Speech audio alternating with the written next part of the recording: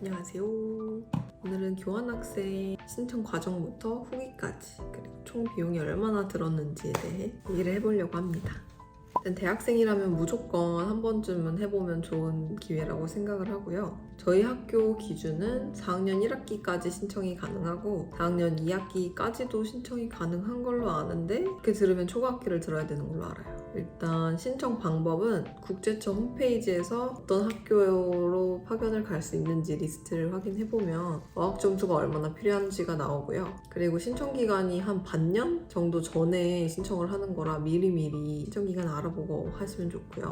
그리고 어학 점수를 확인을 했으면 이제 어학 점수를 만들어야겠죠? 토플을 봐야 됩니다. 학교에서 뭐 IELTS를 받아주는 학교도 있는데 저는 일단 토플이 가장 많이 인정을 해주는 걸로 알고 있어서 정말 싫어하긴 하는데 저도 토플을 저는 2번을 받고요. 시험은 한 번당 30만 원 정도. 그래서 시험 비용만 60만 원 들고요. 그리고 세 번째 이제 학점, 직전 학기 학점이 4.3점 만점에 2.8 이상. 저희 학교 기준은 그렇고요. 그래서 미리미리 잘 학점 관리를 해주셔야 되고요. 그리고 이제 다 만들었으면 국제처에 1차로 서류 지원을 해요. 자기소개서 간단하게 쓰고 지원하고 싶은 대학교 이렇게 해서 신청서를 넣고 학교 통보가 오면 그 다음 2차 신청, 교환 가는 대학교에다가 2차 신청서를 넣습니다. 거기서 무슨 간단하게 영어로 자기소개서나 이런 거를 썼던 것 같은데 근데 막 길게 안 쓰고 대충 써도 된다고 해가지고 저도 막 그렇게 엄청 신경 쓰진 않았거든요. 어찌저찌 됐습니다. 그리고 거기서 무슨 자기 학과랑 맞는 대체 학과를 찾아야 되는데 그거는 우선 같은 학과에 미리 가본 친구가 있다면 물어보는 것도 좋고요. 아니면 국제처나 파견 대학교에다가 문의를 하시는 것도 좋을 것 같아요. 그리고 어떤 과목을 수강할 건지도 대충 이렇게 시간표를 짜봐라 하는데 저는 그대로 다 안 들었고요. 저는 제가 선택한 학과 수업 말고 다른 것만 다 들었습니다.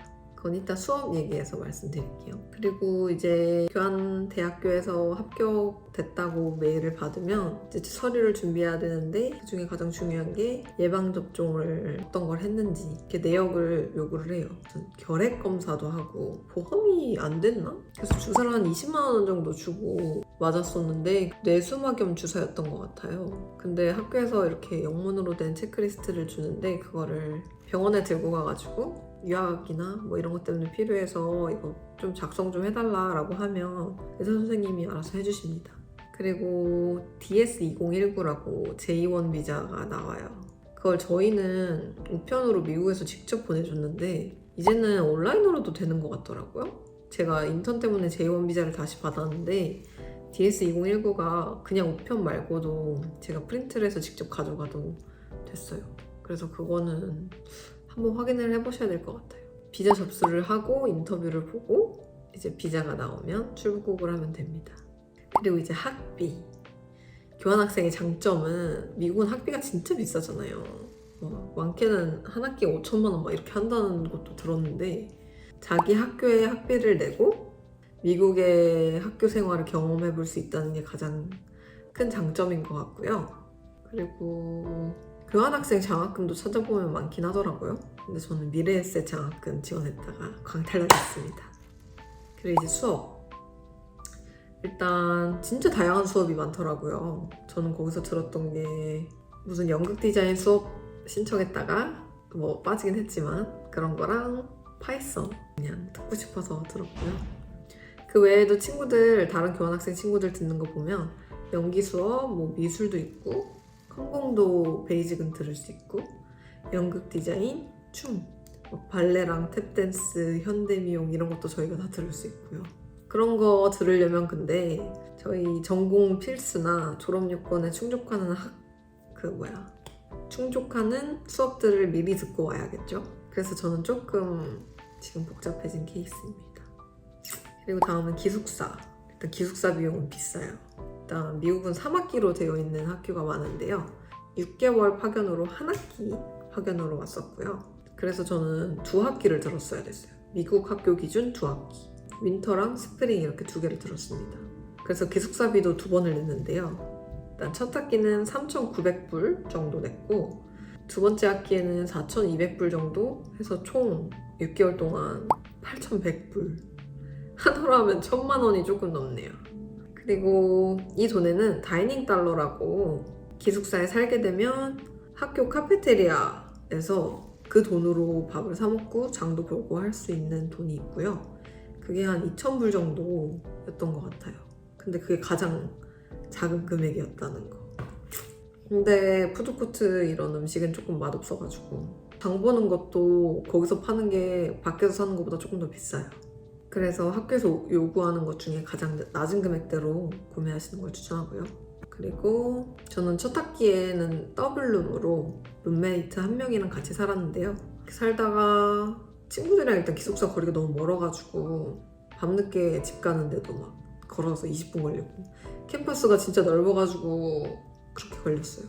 걸어다니다 보면 코요테같이 늑대 같은 것도 돌아다니고 그 라쿤, 너구리도 돌아다니고 근데 잘못 물리면 광견병 걸린다 그래가지고 진짜 무서웠어요. 그래서 중간에 두 번째 학기에 1인실로 옮기게 되었고요. 두 번째 학기가 조금 더 비쌌던 것 같아요. 학교 밖에서 사는 걸 오프캠퍼스 하우징이라고 하는데 이게 가격적으로는 조금 더 싼데 조금 뭔가 교환학생으로 왔을 때는 다양한 경험을 하는데 제한이 있는 것 같아요. 뭔가 갑작스럽게 친구 파티에 초대된다거나 뭔가 오다 가다 마주치면서 새로운 계획들이 생긴다거나 얘기할 기회가 많이 없어지는 것 같아서 웬만하면 기숙사에서 지내는 걸 진짜 100번 추천드립니다. 그리고 생활비는 가족들이 넉넉하게 지원을 해주셔가지고 여행도 다니고 친구들이랑 뭐 빠짐없이 놀러 다닐 수도 있었는데요. 한 달에 200만 원 정도를 받았고요. 생활비만 6개월 동안 1,200만 원이 들었네요.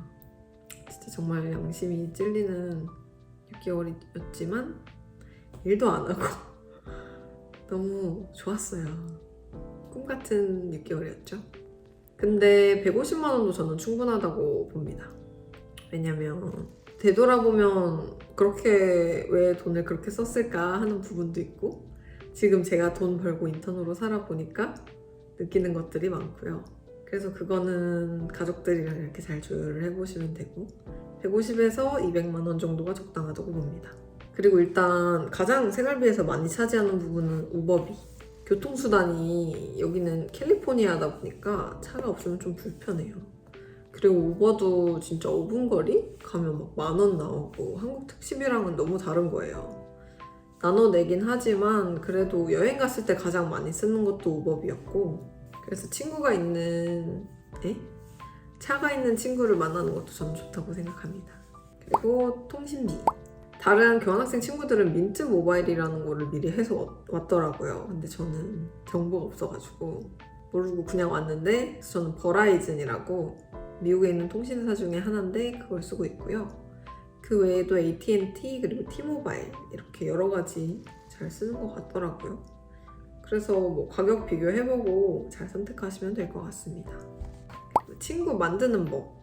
초반에 일단 학교에서 뭐 인터내셔널 스튜던트도 그렇고 신입생들도 그렇고 학교 이제 시작했다 개강했으니까 막 도서관 앞에 길이 이렇게 쭉 있거든요. 거기에 막 부스를 이렇게 놓고 행사를 엄청 하고 막 어디 초대하고 막 이러는데 그런 거 일단 초대받았다? 그럼 빠짐없이 다 가세요. 그리고 같이 교환 온 학생들도 룸메가 있을 거고 그 친구들도 친구들 많이 사귀면서 서로 이렇게 친구를 교환한다는 느낌으로 같이 놀다 보면 친구가 점점 많아지고요. 처음에는 저는 국제학부긴 하지만 영어로 얘기하는 게 너무 어색한 거예요. 저는 항상 듣기만 하는 게 대부분이니까 딱히 말을 해볼 경험이 많이 없었거든요. 미국에 오는 것도 이번이 처음이었고 그래서 내가 말하는 걸 못 알아들으면 어떡하지? 막 이런 걱정도 있었는데 친구들이 다 너무 착해가지고 천천히 얘기해주거나 뭐라고 하면 다시 한번 설명해주거나 모르는 단어가 있으면 그걸 조금 더 쉽게 설명을 해주고 하면서 많이 배웠던 것 같아요. 그렇게 하다 보니까 진짜 스피킹이 엄청 많이 늘었습니다. 짠. 그래서 처음에는 겁나도 조금 많이 가보고 부딪혀보는 걸 추천드립니다. 어떻게든 되더라고요. 후기! 일단 외국 친구들이랑 대화를 많이 나누다 보면 진짜 배울 게 많더라고요. 제가 조금 휴학도 많이 하고 해가지고 거기 대학생 친구들보다는 나이가 많은 편인데도 친구들이 미래에 대해 어떻게 생각하는지나 학과가 어떤 걸 배우고 어떻게 살아갈 건지 앞으로의 미래에 대해서 이렇게 얘기하다 보면 그런 생각을 가지고 있을 수도 있겠구나 하는 부분도 많았고 또 진짜 취미가 다양하더라고요. 그리고 진짜 그걸 잘해요. 막 테니스를 잘한다거나 피아노도 잘하고 막 기타도 잘 치고 뭘 음악을 만든다거나 막 이런 흔한가? 어쨌든 좀 너무 신기했어요. 그래서 그 친구들을 보면서 동기부여도 많이 받았고요. 뭔가 나도 열심히 살아야겠다 라는 느낌을 많이 받고 끝냈던 6개월이었습니다.